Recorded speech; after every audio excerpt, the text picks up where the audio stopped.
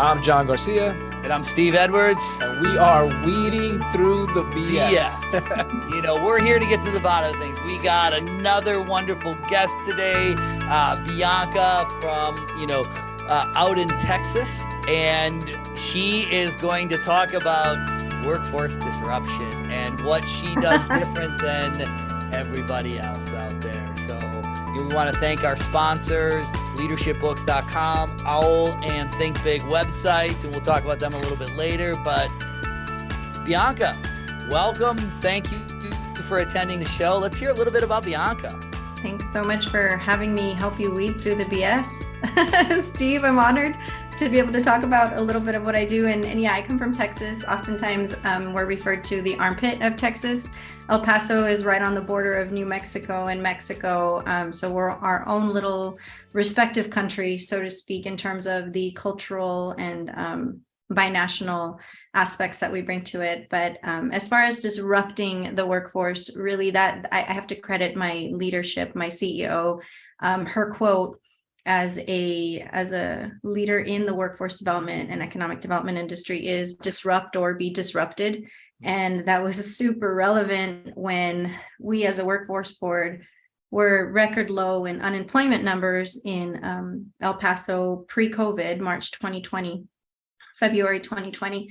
And suddenly the workforce development industry was completely turned upside down when tens of thousands, if not millions, across the country lost their jobs. So we recognized by force that we were disrupted and we weren't prepared, and we had to really act fast, and not only act fast in response to the economic crisis, but we had to start protecting ourselves to prevent that from happening again. So now our motto is essentially to disrupt or be disrupted. And that brings in a lot of pushing through, or maybe the better term is bulldozing through some of the BS that we reference as oftentimes being red tape, which is very necessary, right, to prevent any sort of corruption or misallocation of funds. But it also is a very big instiller of fear, and it kills a lot of creativity and innovation in a lot of the solutions that we need to repair what happened post-pandemic. So that's in a nutshell what we do. Love it, right? Disrupt or be disrupted. Bulldozing through the BS. I'll probably steal some of that, just so you know, right? I'll bill you later. Some new things. I'm already taking my notes in here.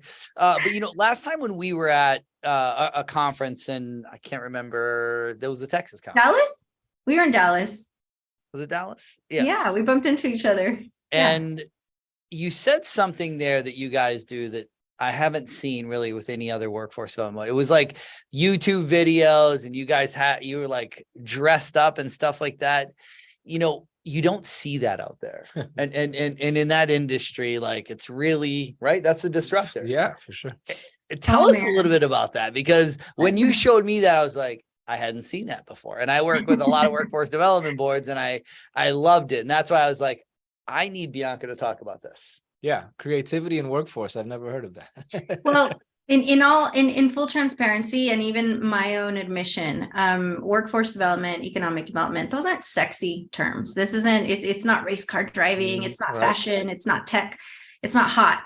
And that's a really hard industry to not only attract and bring attention to, but also to do the entire objective of what it is to develop the workforce, to develop the economy.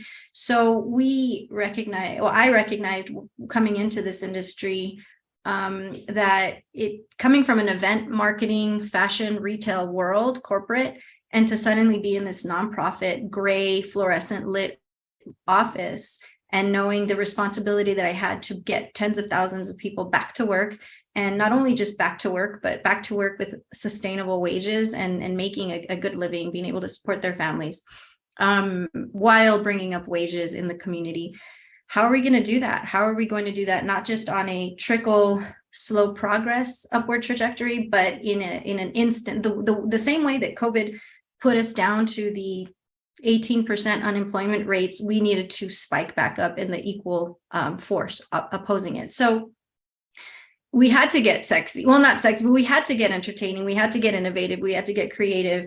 And a lot of this, thankfully, came with the territory of having been in the background of events and concerts and festivals and the party life, the event life, the nightlife. I also come from a background in theater and production and film. So yeah, bringing that into it was kind of the solution to You brought it. sexy back. You brought sexy back. we Justin Timberlaked it all the way. Steve likes to think himself as the sexiest man in tech. So we got... you know, it's funny, right? Since you guys said that. Yeah, so when I walked down the aisle, I actually had my son and I was carrying him when I got married, and it was to Justin Timberlake, bringing sexy back, and I walked him down. He was giving knuckles to everybody down. So see, I might like that song. Yeah. You know? So that's going to be the theme song that you do to open up this podcast. Well, so, you did an amazing thing without me knowing exactly what it was. I just know that is like beyond outside the box for your world. It certainly was. It was pushing the envelope, and it started off really small. You know, there wasn't really much of a department when I started, and it started off where there was a group of students that had a production studio in journalism that, you know, needed a little bit more assistance in how to do things. And we brought together a weekly show called Workforce Wednesday, where we made it newscasty, and we allowed kids to learn. We promoted some of our programs, some of our services, and that was the first, you know, getting the ball rolling with production. Where it really started taking some momentum was there were two projects that we worked on. One was Grind Talk, or Rise and Grind, which happened during the COVID, as COVID was starting to wind down. And then there was Off the Clock. So I'll tell you about both. Okay. Rise and Grind was an effort to try to teach youth employment readiness, career readiness, and the allowable red tape, you know, eligible way of spending was to show them, you know, how to create a resume, how to prepare for an interview. And we thought, okay, you know, here we are after 2 years of kids sitting in front of screens with a completely diluted education, sick of learning on screen, sick of sitting in front of a Zoom or a Teams. And here what was the point of trying to create 10 videos to teach them how to create? It wasn't going to work, no matter how creative or colorful or animated we got.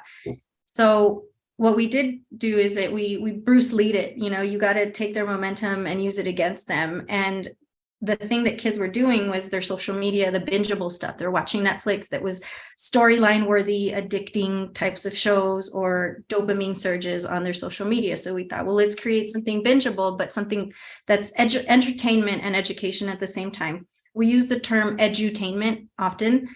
And I didn't coin the term. We saw it somewhere and we just started using it more often. But we saw, let's create a storyline of a Netflix-like show that they can watch, they can learn from, and we have them actually be the creators of it. So not only show them something on screen again, but have kids, students themselves be the creators of this content so that we bring them out of the Zoom element, the unpredictable classroom element, and we actually have them produce and help us do the film together.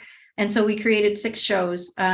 And this was really funny. Here's another sudden empowerment secret that we didn't realize that we impacted them with, is when we went to the theater class that the actors that were going to participate in the program, we gave them 3 different screenplays, right? Like from our era, you know, me in my 30s, just, you know, Saved by the Bell, high school jocks, cheerleaders, popularity contests. And then you had another guy do something, you know, along that same line. And they're going through these scripts and this dialogue, and they're just like, miss, like, it's not like that. We're not Mean Girls anymore. Like, this isn't how we talk. This isn't how we do things. Like, nobody would ever watch this. It's like, this is something my mom would, they schooled us basically in saying, not only are you old, but you're not even cool. Like, this isn't, we wouldn't do this. So we were like, oh, wow. Like, last thing we expected to happen.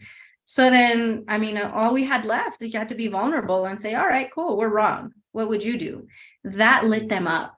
That like, you went from slumped, you know, all in their dark clothes, just slumped at the theater, to suddenly like they sat up and their eyes lit up like, whoa, here's a grown-up admitting that she's wrong. And not only is she admitting she's wrong, she's going to let me fix it. Right. And that for me was like, okay, what they would call fire, right? Like those are some of the terminology that I learned. And so we allowed them to help us with developing the storyline and developing some of the dialogue. So we assisted them with screenwriting. And then from there, we created this series of 6 episodes. And let me tell you, record time, 4 weeks, where we used the high school. They rehearsed, they learned 6 scripts, and we recorded in a matter of 4 weeks and post-production 6 episodes that we put on YouTube. And it was high-end production. We bought a full-blown film crew. They volunteered with the setup of production. They obviously did the acting in it. They supported a lot of the writing in it. And then we had 2 other school support with post-production and with marketing for it. So it was this amazing immersion of 3 different high schools that created this awesome series. We premiered it at a red carpet at Alamo Draft House. And then some of the students even created assignments that involved, to make sure that whatever they were learning with career readiness, whether it was resume writing, time management, budgeting, all of the stuff that we teach on a workforce development level into a creative aspect. So now teachers were using these series across schools, and our website had the assignments that the students developed. So it was essentially a 6-week project that a teacher could take, show to her classroom, and have them and grade the assignments with to implement into her curriculum as part of a workforce development effort. So it was got right to the bottom. You dipped your toes and then just jumped right in. It was I not. love that. I was thinking, you said something here, and I got to go back to it. The movie 21 Jump Street. Have you seen that movie? Right. And he walks in and he's like, you got to go 2 shoulders. And the guy's like, no, you got to go 1 shoulder backpack. And then they pull up in this car and they're like, dude, it's a muscle car. It gets like 6 miles a gallon. He's like, bro, I drive a hybrid, and it was, it's talking about, right, how these kids went back to high school, and it's just like what you said, right? Like if I go and I start talking, Totally out of touch. Yeah. Yeah. I mean, I'm like that with my kids. My kids are 5 and 8, and they're like, no, Dad, we don't do that. I'm like, okay. Schooling you. What are they going to be like in high school? So I love what you did. You, right. I'll call that weeding through the BS of the challenges of, one, they didn't want to listen to you, and you could either have the choice to say, do this, or you step back. And that's a true leader in my eyes. Oh my God. Yeah. I mean, that's that, just to ask them also to stop and ask them to, what, because we talked about on another podcast with the younger generation. I think all of us, when we were a younger generation, you get a little flack, like they're lazy and they're this and they're that. Yeah. But ultimately we became resilient, and we became, go-getters and all that. But so now here you're dealing with young people. Mm-hmm. Do you find yourself speaking to them differently than you were spoken to?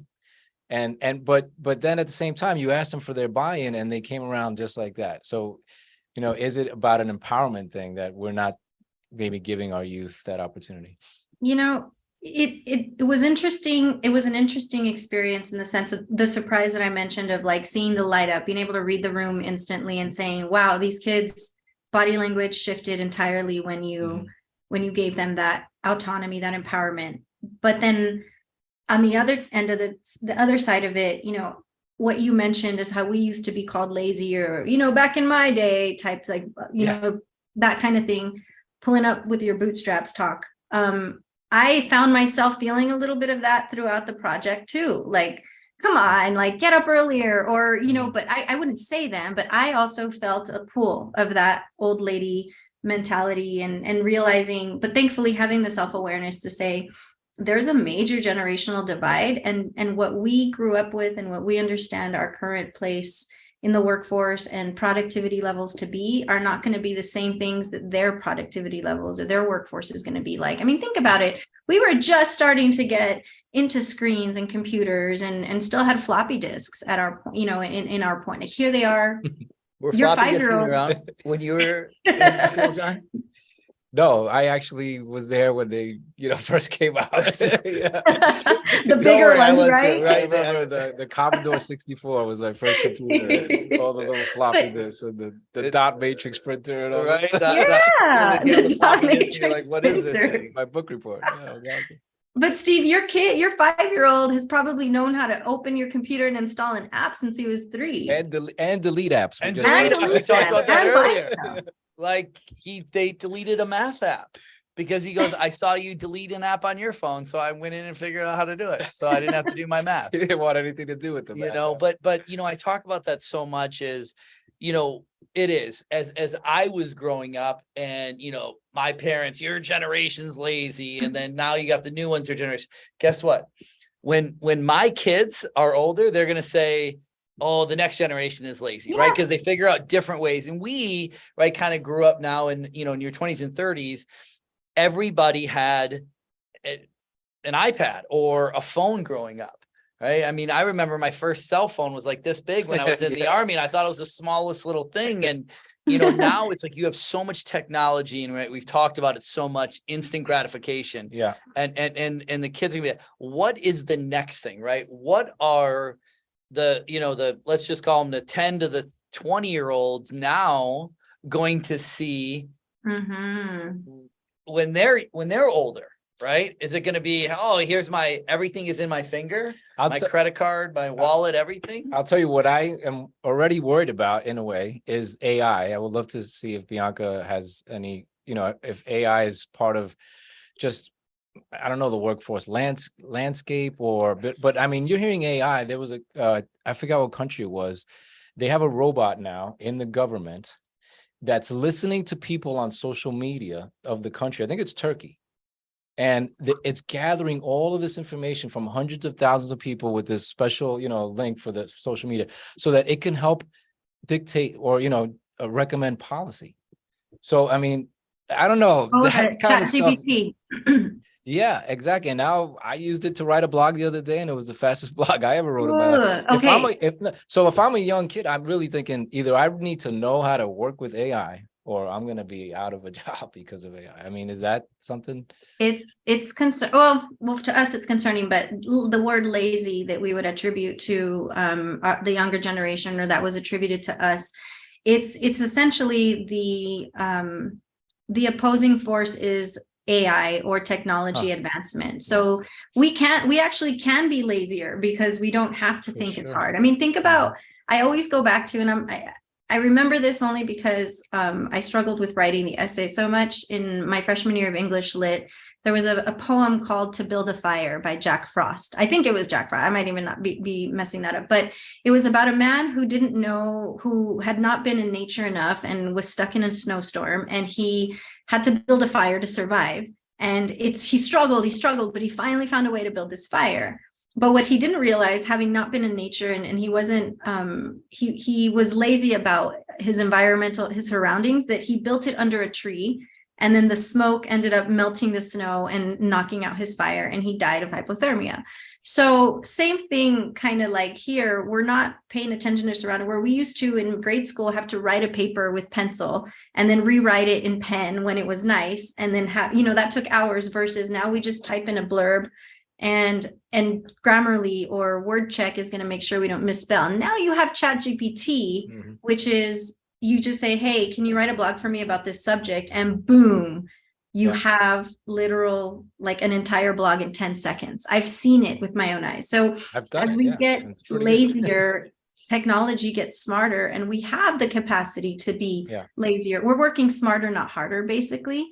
But to what expense then? Like, so back to the poem is, are you not going to be able to survive once this benefit, or once this incentive of technology is not available, once this resource is gone, if it happens to be gone? What's the snowstorm of technology going to be? And if that happens, I'm running into teenagers, my own niece, that couldn't sign a name because you couldn't write cursive. And it's like, what's your signature? I don't know how to write cursive. And it's like, what? Like, and that's, I saw this thing the other day, and I think it was a TikTok. It was like, here's a challenge: write your name without bringing the pen off the paper. And it was a joke. And the guy goes, hey, like younger generation, that's called cursive. But think about that. They're not writing as much, and you type into your iPad. I mean, my kids have iPads at school, and they have their computers, and they're learning on that. It's, our teachers eventually going to be smarter, not harder is always the goal, right? That's definitely not BS. I mean, it's evolution. Yeah, exactly. It's Can't blame evolution at anyone the end of for the day. creating the remote control so we didn't have to get up and change the channel. I mean, Exactly. you know, it's like, I'll take it, you know, it's like, so yeah, I mean, the younger generation, it is what they're used to, and it's going to always continue to evolve. But when I see AI, I'm thinking, this is different. I'm thinking, this is different. This is different. This is With not a just slight Googling something. discomfort. It is interesting. I Yeah. personally I write, you know, I take a lot of pride in my writing, and I put a lot of thought into it, and I love to sit and let the flow come and have a tone, have a voice.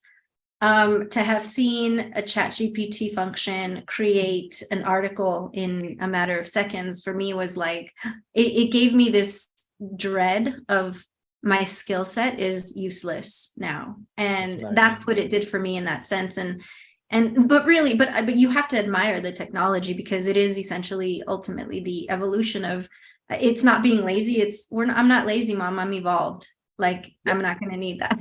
Yeah, I mean, you know, I spoke at a conference a few weeks ago on quiet quitting and quiet firing. And then I'm speaking at another conference on the same thing.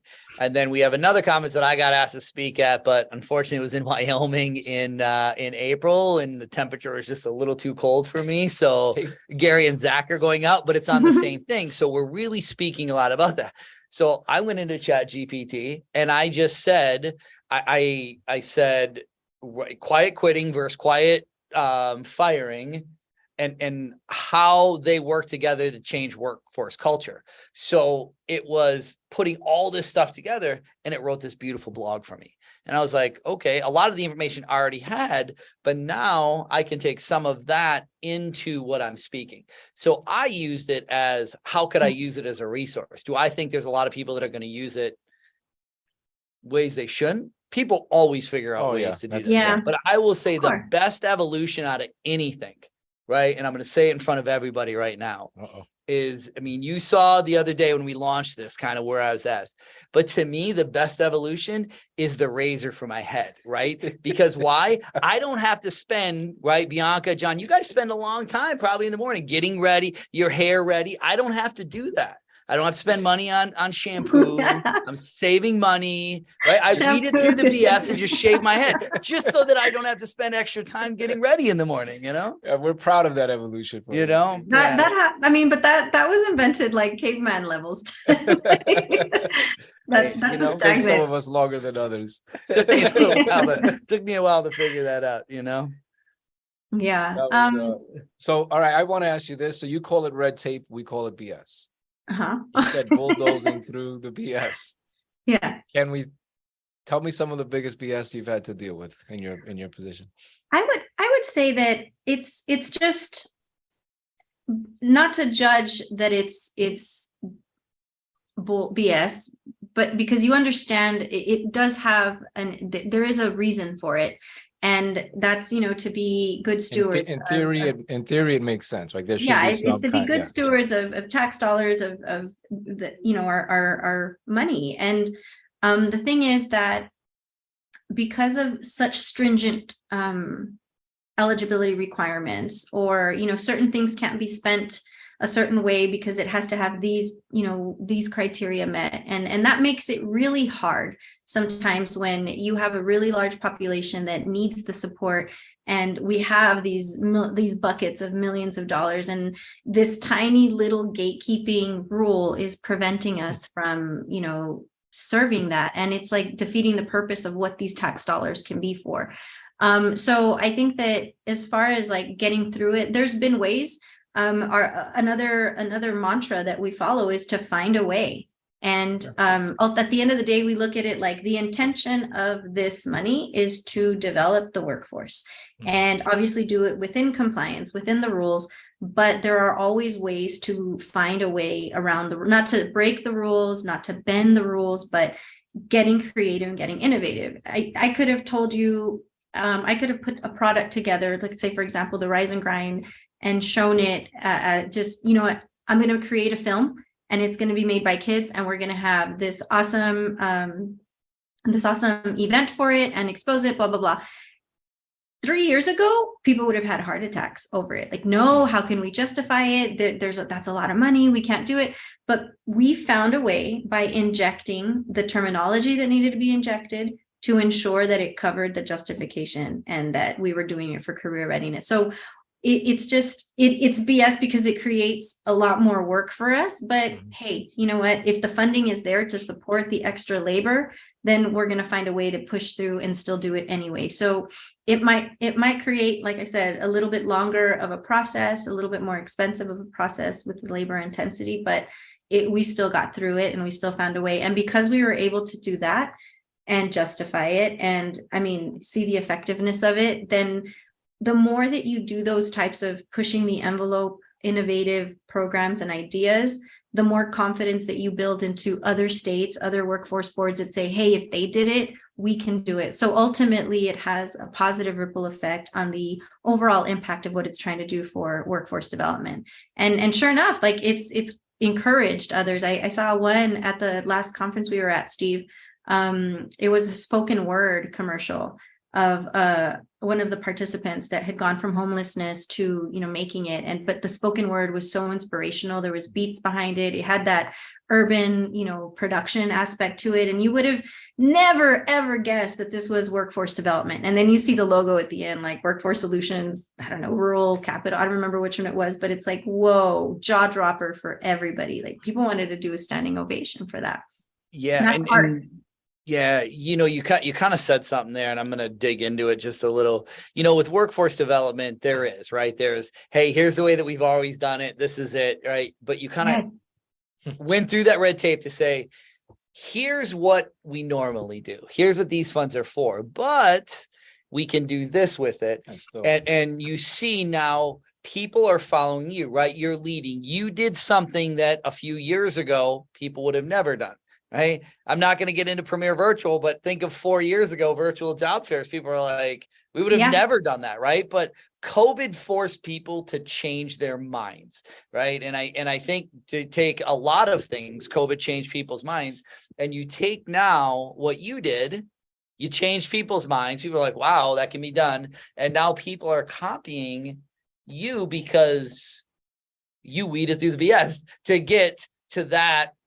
Here's what we have, right? Mm-hmm. And that's really what this podcast is, absolutely. Right? That's one little thing. To me, that's the nugget, right? That if we ended this podcast right now and somebody listens to this and they said, okay, it doesn't have to be workforce development. It could be anything, right? Getting to that, how many times does somebody tell you no and you have to get back, right? Get through it or get to a point and say, you got to have one person that's going to run with it. Yeah. Well, Bianca tied it all back to the mission, right? You tied it all back to the purpose of those dollars, and you made sure that the wording all kind of, came back so that it makes sense to the people that you're presenting it to, rather than just taking a no because you have some creative idea and they don't see it and they don't recognize it. So great job for you. I mean, I'm sure, like you said, other workforce boards are doing, similar things. You gave us an example with the spoken word.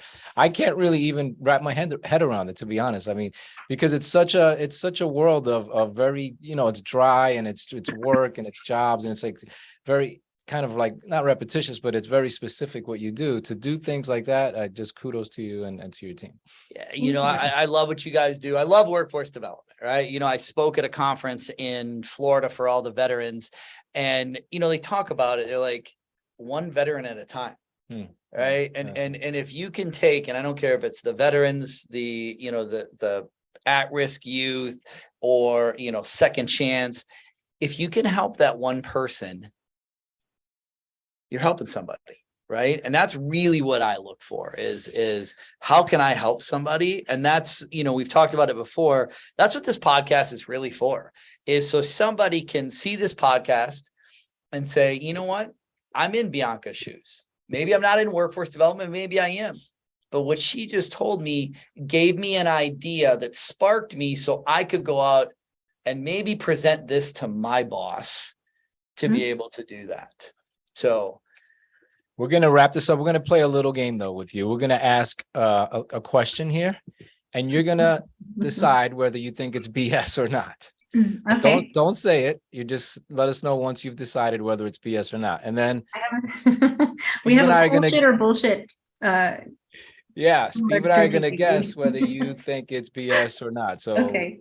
just We got our BS card. yeah. here. So I'm gonna ask one, and then after we Okay. resolve it, then Steve will ask one. No big deal. We'll just keep in points, and the loser buys dinner. So it's There's my card. Yeah. Are you going to Washington? We'll do that there. We definitely have the bet Yes. going to do- So let's do 3 because we still got her. Wait, we still got her to give us the truth or the BS. Right. Okay. All right. So we're gonna do 3. Okay. You want to go Okay. first? Yeah, I'm gonna go first because I think this one applies really good.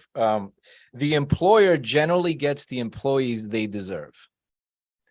So don't answer it, but in your mind, if you think it's BS or not, set that in your mind and then give us a second. And Steve and I are gonna try and guess what you Read it think. one more time. The employer generally gets the employees they deserve. Does Bianca think that's BS or does she think that's real? I think Bianca thinks it is BS. I think she thinks it's real. So you guys are reading my mind and we're guessing on who's reading my mind We're best, guessing. right? We're guessing, right? Yeah. We're Am I trying to giving see you who's a my- better BS detector? So Am what I is it, giving you Bianca? I think that the employer, yes, does deserve the, wait, say that again. Say it one more time. The employer gets the employees they deserve. Is that BS or True. is that true? It's true. Oh, Yeah. There we go. Absolutely. There we go. All right. Next question. A leader is one who knows the way, goes the way, and shows the way. True or BS? I'll read it one more time. A leader is one that knows the way, goes the way, and shows the way. So what are your answers? Mine is true. True. True, for sure. There we Well, go. based on that whole story, which is why we ask these questions later, so we Yeah. got an idea of the mindset. All right, Go. no, I don't have one. Oh, you don't have it? Yeah. All right. Every failure is a step to success. Let me tune into Bianca here. Their BS meter. Yeah. We got to get some new ones here. Yeah. All right. I got mine. What do you think? I think I like it. absolutely. Every failure for me has been the best giant step forward. But Come on, John. I'm a You unique know that. We breed. can talk about I that. said it. I said Okay. it's true. So. All right. So I'm leading. You're right? leading. You're up one. I'm leading. So last question for you, Bianca. This is the hard one. You ready? Mhm. We want you to give us 2 statements. One is true. One is BS About you. Okay. about you, right? It could be personal, business, whatever. A true statement and a BS statement. And we're going to guess which one is true and which one is BS. Could be an accomplishment. Okay. So one statement could be, shoot. Does it have to be workforce related? Nope. Whatever. Nope. Doesn't have to be. It can be Okay. whatever you It want. could be that you ran the Boston Marathon last week in record time. One of them can be, I am 39 years old. Another one can be, can't say that one. Come on, you could say anything. Another one can be, gosh, what's a good one? You think she's trying to trick us like Hobby? Oh, You yeah. know, man, she threw the age thing out there. Like, Yeah. So for a woman to give the age thing could be that's a little oof. stumper. That's a little That's stumper. that's a sound right there. And I am a big fan of underground hip hop. Damn, she did that Oh, pretty she- good. Good one. It's like she Ah, did that pretty good. so I am gonna go. You ready? Hold on. I'm gonna go here. I'm gonna write mine down. Yeah, I'm gonna decide to. Okay. All right. I'm gonna say my truth was underground hip hop. I don't think you're 39. And my truth is I think you're 39. So yes, 39. Yeah. Tied again. And then, yeah, and underground hip hop is the truth. Yes. So you Both underground. were true. Oh, Was both I are supposed to do true. 2 Oh, BSs? I'm sorry, I oh. screwed up. Okay, I we're threw gonna a try wrench in again that then. one. We gotta do one more time. So one true and one true and one not so true. One BS. Ah, let's see. It's because I We disclosed a threw you a lot. curveball today, you know? Yeah, and that's crazy because I like to ask questions and I like to Yeah, I do. kind of had the feeling like she did like underground hip hop. Just at the end, it just kind of came to her at the end. So I was like, wait, she did that good. Okay, let me start writing it down because I You think can. that'll help. Um, Are you speaking at any of the upcoming conferences? yeah, I'll be speaking at Bob. Yeah, I have a session for sure. So I'm trying to think of a. I have a session at in New Orleans at NAWDP on quiet quitting. I don't know if we're gonna go to that one. We might. Okay, so 2 of them. One true, one is, BS. Okay, the first is gonna be I've met the Dalai Lama, and the second one is gonna be I speak Italian. Whoa. Okay, so we're gonna try and pick the one that's BS or the one that's true. Either one. Yeah, I because guess. if you say Okay. if you say the one that's true, then you know the Yeah. other one's BS. So Okay, I'm ready. I'm gonna say you met the Dalai Lama. Is BS or true? It's true. It's true. It's BS.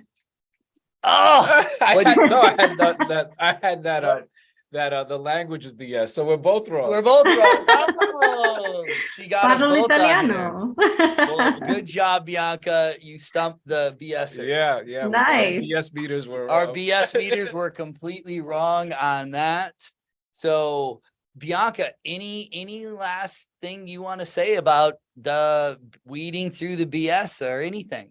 Any last words of wisdom? Yeah, I actually do have something to say. Is that the biggest misconception about addressing You call it issues? BS, by the way.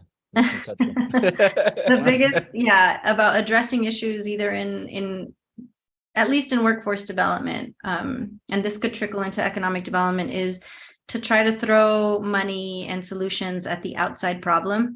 You can throw all types of tax dollars, all types of philanthropic money to issues and problems and think that that's going to address it from the outside. But the only way to really fix any issue at scale when it comes to poverty or addressing issues with teen violence is going to be from internal addressing, like individual grassroots from the root, healing kids and healing poverty and scarcity mindset from the inside, and addressing that first before you try to house them, put them in a shelter, feed them, give them a job, give them anything. None of that might be a temporary, long-term fix. It's going to take a long time to even grow from there. You have to intrinsically get into the mindset of these individuals in order to fix it. And that's something that we are trying to revert, at least in a lot of our programs, address the root of the issue versus the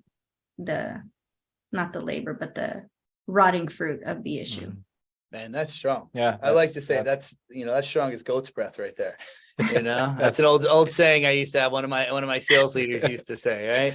But that was powerful. And I think so many people, it's easy to throw dollars to try to fix things, but are they really fixing it or are they masking it? I mean that's powerful, right? That's really getting down to the dirty, right?